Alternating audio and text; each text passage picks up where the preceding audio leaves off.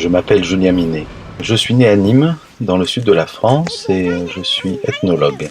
C'est lors d'un terrain que j'ai redécouvert la Chine en 1995. Après la fin de mes études en France, j'ai décidé de revenir en Chine et l'occasion me fut proposée par l'UNESCO et on m'a demandé de réaliser une étude sur les populations. Aujourd'hui, j'ai monté une entreprise qui aide les étudiants étrangers à venir apprendre le chinois en Chine. J'y ai une maison dans le sud de l'Anhui, une vieille maison, Ming, qui a à peu près 500 ans, voire peut-être un petit peu plus. Un peu par hasard, hein, ça n'a pas été un choix. Hein. Je suis venu la première fois, évidemment, je l'ai choisi. Mais c'était pas du tout pour y rester 15 ans, c'était pour y rester quelques années tout au plus. Et puis je me suis laissé entraîner hein, par l'existence. J'avais plein de choses à faire, des choses intéressantes, donc je suis resté.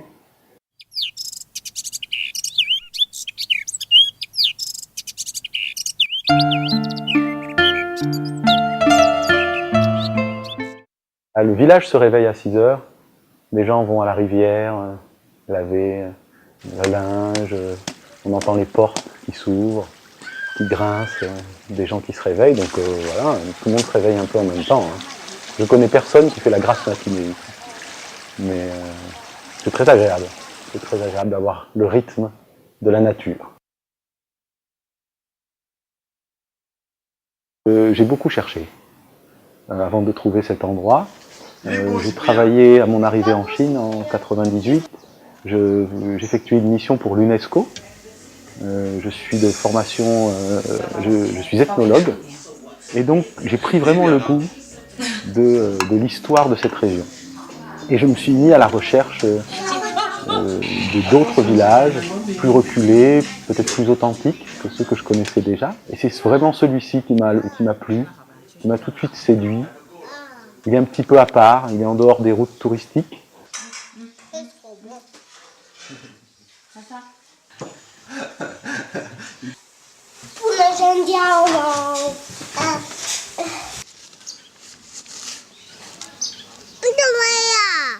Et je suis revenu plusieurs fois, donc je l'ai visité peut-être 3-4 fois, avant qu'on me propose un jour une maison qui était à la vente. Maison complètement abandonnée. 然后就来这儿看了，什么都没有，饼也没有，地也没有，就几个梁树在这儿。我当时也不知道他想买了干什么，但是呢，他说他喜欢嘛，而且我们当时没孩子，经济条件也还可以，觉得能在自己承受范围之内，说那就先买了吧。Cette maison, on l'a achetée en 2003. J'étais pas tellement décidé à l'acheter au départ parce que j'avais deviné que ça demanderait beaucoup de travail de la remettre d'aplomb. Et puis voilà, j'ai craqué, je l'ai acheté, et puis ça a été une aventure pendant 3 ans. Donc là, nous allons voir un menuisier qui m'aide à faire des petits travaux dans la maison. J'ai un petit banc au bord de la rivière que j'aime beaucoup, qui est un petit peu abîmé. Donc il va m'aider à restaurer ce banc. Donc on va aller voir s'il a bien fait son travail et voilà si ce petit banc a avancé.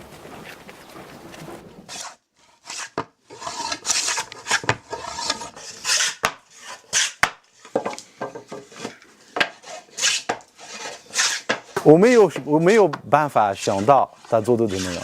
我相信他做的非常好。我想我做的东西就他想的好。哎，我给他讲我的问题，他帮我找办法，这样就可以了。搞那个地形啊，你自己想不出来办法。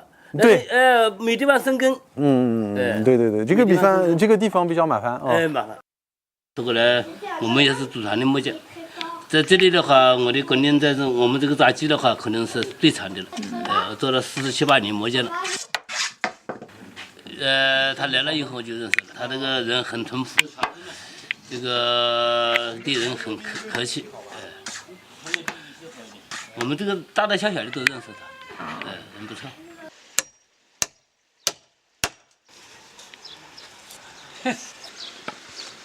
Je me suis lancé dans la restauration de cette maison. Il ne restait pas grand-chose, donc j'avais la possibilité d'en faire une maison métissée. C'est-à-dire que moi je suis un Français en Chine, et cette maison, c'est une maison chinoise dans les mains d'un Français. Donc on s'est bien trouvés tous les deux. Voilà, donc ma réflexion, ça a été d'en faire un endroit qui surtout ne nie pas ses origines, au contraire, qui les revendique, mais qui aussi s'est adapté au confort d'aujourd'hui.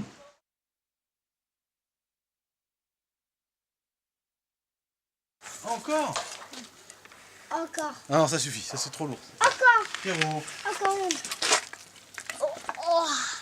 L'hiver est très rigoureux ici, donc c'est important d'avoir un point chaud. Et la cheminée, c'est ce qu'il y a de plus simple. Hein. Se chauffer avec le bois, il y a du bois partout, donc c'est le plus simple. Et donc j'ai décidé de faire une cheminée. Mais alors il fallait à la fois que esthétiquement elle soit bien, elle s'intègre bien dans la maison, et puis qu'elle fonctionne, que ça fume pas. Bon. Donc pour tout ce qui était technique, l'aspect technique, j'ai trouvé beaucoup d'informations sur Internet, que j'ai mis pas mal de temps à rassembler, de longues semaines, presque quelques mois. Et ensuite, j'ai essayé d'utiliser un maximum de produits locaux, de matériaux locaux pour qu'elles se fondent bien dans la maison. Donc on a de l'ardoise, hein, qui est de l'ardoise locale au-dessus. On a des briques réfractaires à l'intérieur qui viennent des fours. Ils ont pas mal de fours dans la région dans lesquels ils fabriquent des briques. Et donc ce sont des briques qui viennent de ces fours. Voilà, donc et elle fonctionne très très bien. Et je suis assez satisfait du résultat en fin de compte, parce qu'elle est, je trouve, bien intégrée. Donc voilà, j'ai essayé d'y apporter des touches de confort le plus discrètement possible. Et les résultats est assez marrant, parce que les Chinois qui la visitent me disent souvent qu'ils trouvent que cette maison a vraiment quelque chose d'occidental. Et les Occidentaux qui la visitent trouvent qu'elle est très chinoise. Donc voilà, je pense qu'elle est à l'image de mes enfants. C'est une maison métissée.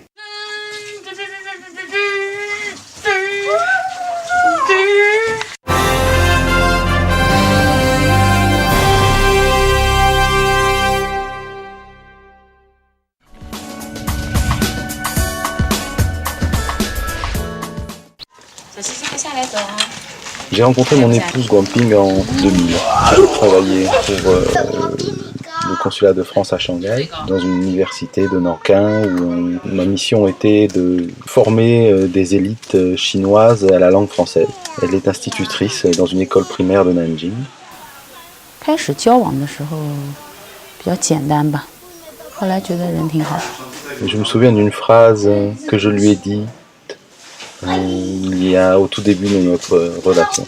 Je lui ai dit que voilà, avec moi, elle serait jamais riche. 之前我觉得我是一个城市属性的人，后来慢慢被他影响，越来越觉得可以挖掘更多吧。以前我们年轻的时候，我要加班到很晚的话，他就会骑着小摩托车去我学校接我，很冷的。可是是这样的。现在想想，那个时候其实挺快乐的，什么都没有，可是挺快乐的。真的。On s'est mariés en 2004, en octobre. Je venais tout juste de terminer les travaux, enfin pas complètement, il n'y avait pas encore de fenêtre.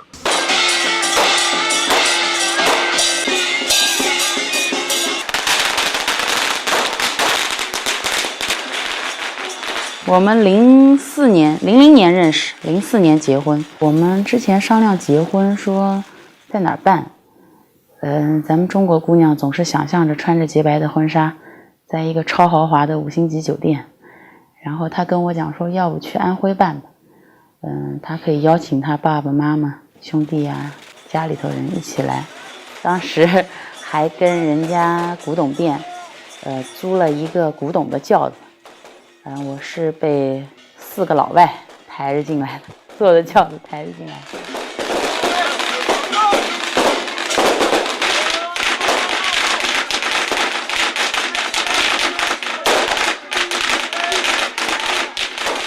挺不容易的，因为所用到的每一样东西都得是他从南京搬过来，当时这边准备的也没有什么东西，我就管一个人过来就行了，他挺不容易。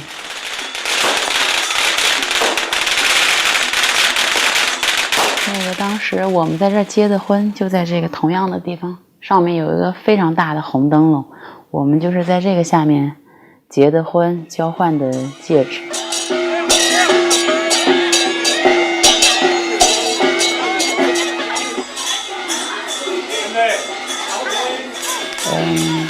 回头想想，不是每个人都能有这种特殊的回忆的。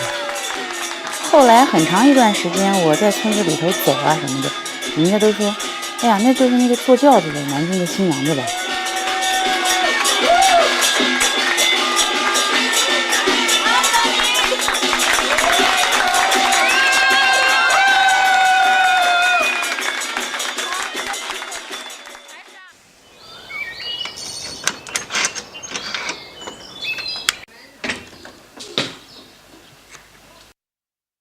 ”Le jardin, ça a été très compliqué. Ça a été très compliqué parce que l'art du jardin chinois est un art très difficile. En fait, quand j'ai acheté cette maison, il n'y avait pas de jardin. C'était un champ qui se trouvait devant la maison. J'ai essayé de lui donner une petite perspective, ce qu'on ne fait jamais dans les jardins chinois, mais qu'on fait beaucoup dans les jardins français. Donc j'ai dressé un mur moyen, ce qui fait que les gens du village ont été rassurés sur le fait que le dragon de la montagne ne descendrait pas dans ma maison pour y apporter de mauvais présages. Et moi, j'avais préservé ma vue magnifique que j'aime tant quand je bois un verre de thé dans mon jardin.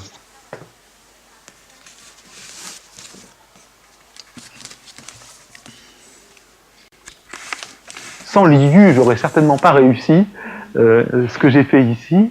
Un monsieur qui vivait dans une simplicité incroyable, il n'avait pas beaucoup de moyens, pas beaucoup d'argent. Il a été un moment amoureux d'une actrice de théâtre, alors il suivait la troupe de théâtre en Chine. Mais c'était un vrai intellectuel qui avait des réflexions étonnantes sur plein de choses, et notamment sur comment construire une jolie maison. Un exemple de ce superbe livre de Jacques Dard qui rassemble les carnets secrets de l'IU, dont je me suis beaucoup inspiré pour restaurer ma maison, qui m'a beaucoup aidé, m'a donné beaucoup de conseils. Et il y en a un que j'aime bien, qui est là, qui parle des murs d'enceinte de la maison. Il dit, dans un mur, on distingue intérieur et extérieur. Une moitié étant à moi, l'autre à autrui. Et un dicton affirme, une maisonnée construit un mur, deux maisonnées sont embellies. De tout ce qui constitue une maison, les parties équitables et raisonnables sont les murs et rien d'autre. Tout le reste relevant de la possession individuelle. Un État doit renforcer remparts et douves, et s'ils sont solides, l'État sera lui aussi consolidé. Une famille doit consolider ses murs, et s'ils sont solides, la famille elle aussi s'en trouvera affermie.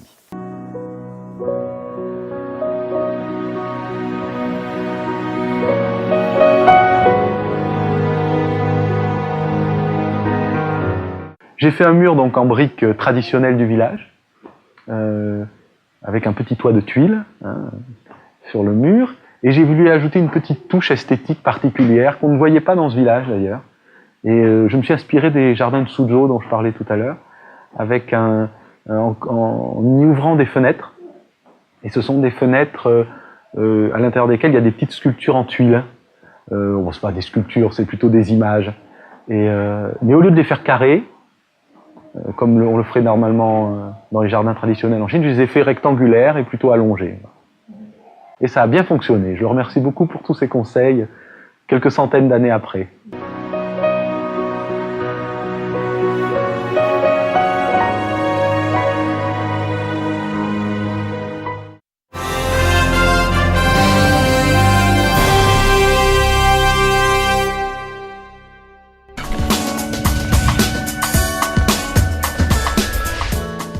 La Chine des paysans.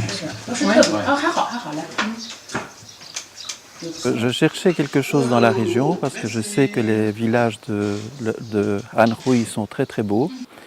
Alors j'en ai parlé à une amie qui est professeure de chinois en Belgique et qui a elle-même une amie qui est déjà venue chez Julien Minet. Voilà, alors j'ai pris contact par internet avec Julien Minet et puis très facilement j'ai pu faire une réservation pour venir ici. J'ai beaucoup d'images sur la Chine, mais en tout cas une des images de la Chine rurale, campagnarde, que j'avais envie de découvrir, je l'ai découverte ici, sûrement. Cette maison, je l'ai d'abord aménagée pour moi, comme une maison de vacances. Très très vite, des Français qui étaient établis depuis longtemps en Chine savaient que cette région était belle et m'ont contacté en me disant voilà, est-ce qu'on peut venir chez toi pour découvrir cette région, pour s'installer 2-3 jours et ça nous permettra de rayonner. Donc j'ai dit oui au début comme ça, puis après ça a été les amis des amis. Donc là ça se compliquait un petit peu parce que ça commençait à faire beaucoup de monde. J'ai eu l'idée d'en faire une petite maison d'hôtes pour financer les travaux de ma maison. Parce que ça commençait finalement à être une sacrée entreprise, la restauration de cette maison. Ça fait longtemps, hein, ça fait presque 10 ans aujourd'hui que j'accueille des personnes régulièrement dans ma maison. Et je prends toujours autant de plaisir à leur présenter l'endroit. Main gauche, main droite. Bon, c'est les maçons. Et voilà, c'était pas... le contrôle des qualités. Je sens que vous travaillez dans le... D'accord. C'est un village très grand, avec à peu près 1000 maisons de l'époque Ming et Qing. Donc c'est un grand village avec une rivière qui le traverse, les montagnes tout autour, la nature un peu envahissante dans les jardins, les maisons, les rues. Donc j'ai trouvé ça vraiment un spectacle bien particulier. Et ici, on n'est pas très très loin de Nankin. Donc on était vraiment dans la sphère d'influence de Nankin. Et c'était pas un village, c'était une ville qui était très très riche, où on cultivait beaucoup le thé, qui se vendait très cher sur la route de la soie. Donc on avait ici une population de gens qui étaient plutôt riches, qui grâce à cette richesse ont payé des études à leurs enfants. Et les enfants, grâce à ces études poussées, pouvaient devenir mandarins, passer les examens impériaux et devenir mandarins. Donc ici, on a vraiment une population aujourd'hui qui descend de ces aristocrates chinois de cette grande époque Ming.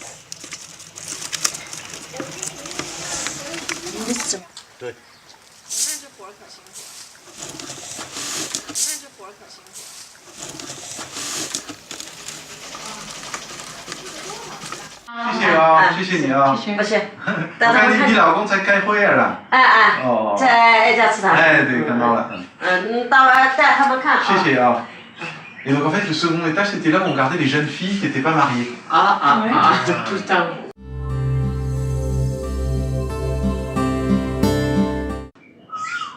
Et alors ils ont gardé, tous ces gens ont gardé, c'est ça qui est étonnant, de leurs ancêtres, ce sont tous des paysans, le goût pour la peinture, la calligraphie, voilà.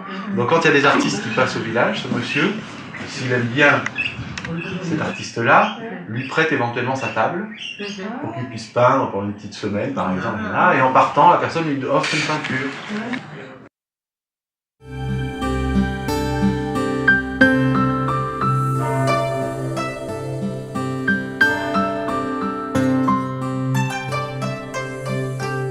Chèvre blanche et chèvre...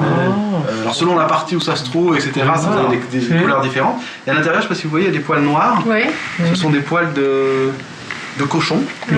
Et la partie noire ici, c'est de la corne de buffle. D'accord. Et les poils sont collés à l'intérieur avec de la sève de pin.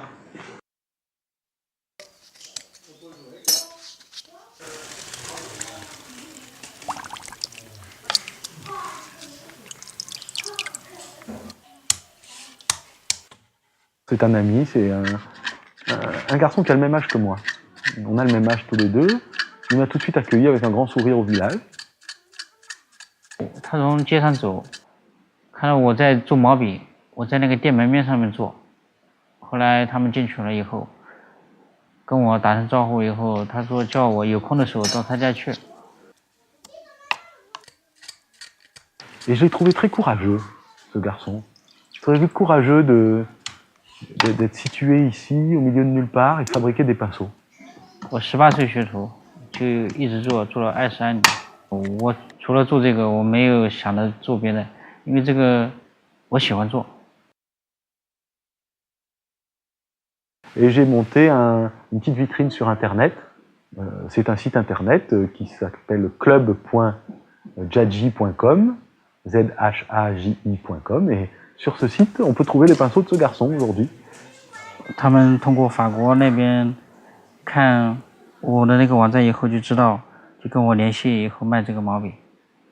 有时候我发的邮件我看不懂，我就转发给他，他就告诉我。Et ça lui a permis de se maintenir ici. Alors ça, c'est un des miracles de la mondialisation. 前年统计80%全都卖到法国。 En fait, vous avez la partie là qui est le réservoir de l'encre. C'est là qui garde l'encre. Mais c'est pas ça qui fait le trait. Ce qui fait le trait, c'est la pointe, d'accord? Ouais. Donc là, vous avez raison, la pointe, elle est plutôt épaisse. Ouais. Hein, mais c'est pas parce que vous avez beaucoup de poils que ça va faire des gros traits. Ça peut faire des traits aussi extrêmement fins, selon... voilà. Donc ça, c'est le nom du pinceau, et ça, c'est son nom à lui. C'est son nom. Oh, il a dit comment son nom? Alors ça, c'est Jiaji, le nom du village, et là, c'est Jiazhouan. Aizhedan, c'est le nom de sa boutique. Pardon. Il y a 2-3 ans de cela, il y a les autorités du village qui m'ont confié qu'ils avaient l'intention de restaurer ce lieu, mais sans vraiment savoir par où commencer. Et donc moi, j'avais gardé des relations de l'époque où j'avais fait une mission pour l'UNESCO. Et j'ai donc réactivé mes petits réseaux. Et donc l'université Tongji, qui est une très grande université d'architecture en Chine, située à Shanghai, est venue sur les lieux et a eu l'idée formidable d'organiser un atelier commun entre la France et la Chine pour étudier cet endroit et essayer de retrouver l'architecture originale de ce temple des ancêtres. Contacter Daniel Pierre-Françoise Jette, qui est une amie, parce que ça me semblait important de pouvoir peut-être donner des conseils judicieux au détour de vos travaux pratiques aux autorités locales sur un développement possible et intéressant du village. Une voie un peu différente que celle du tourisme de masse. 当时这个祠堂里面全部是破败不堪的，这个门呢是危险的，是用墙封起来了。这里面呢全部是用柱子撑在这里的，随时有倒塌的危险。这个上面呢基本上也看不到，能看得到天上的星星、月亮。白天呢全部是阳光洒进来。Donc voilà, il y a eu en tout 20 architectes, une dizaine d'architectes chinois, une dizaine d'architectes français qui sont venus ici, qui ont travaillé sur cet endroit pour essayer voilà, de retrouver l'architecture originale. Et ça a débouché donc sur une exposition formidable qui a été montrée à différents endroits, à Paris, à Shanghai, et ici au village. 像那个湖河爱间沉下来的是很少的一部分按照我们现在工匠假如要做的时候，完全挖个新的呢，可能要省工，要省这个极少不少钱。但是呢，它是根据那个外国专家提出来的意见，所以呢，能用的部分，就是最少的一部分，就那个小盒子一个手全部都保留下来了。那这个就是真实性，原真性。假如没有那么一小点点，人家对它的原真性就要提出质疑。我觉得呢，这个是对我们日后的文化保护，给我们提出了一个很好的一种捷径，怎么去保护它，怎么去做这样的事。Donc voilà, ça a été vraiment une superbe expérience. Et aujourd'hui, la restauration est terminée. Moi, je n'ai apporté qu'une petite pierre dans ce projet, mais j'en suis très heureux en tout cas. 这个应该讲是文化的实在，只是临时上了又把我们推出去了这个文化的实在。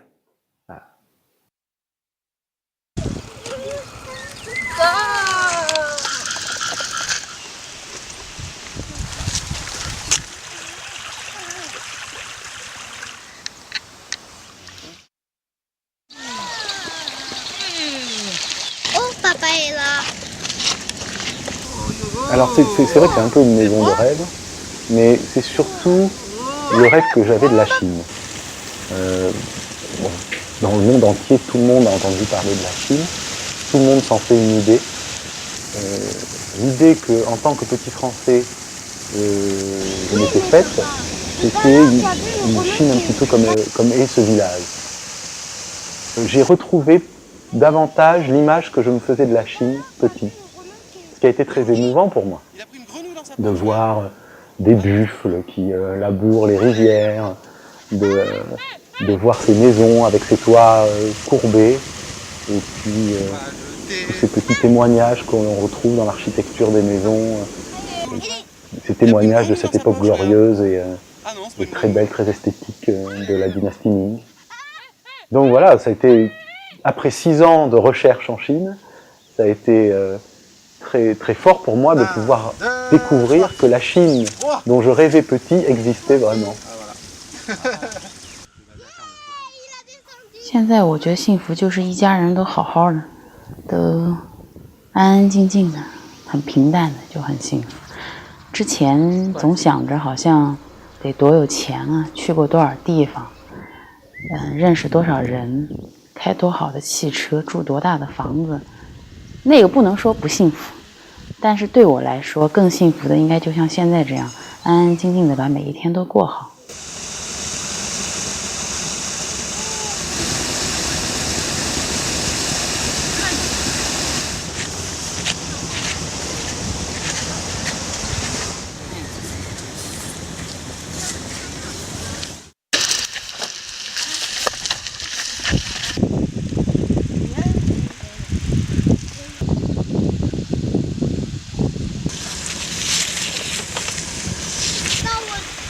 我想见个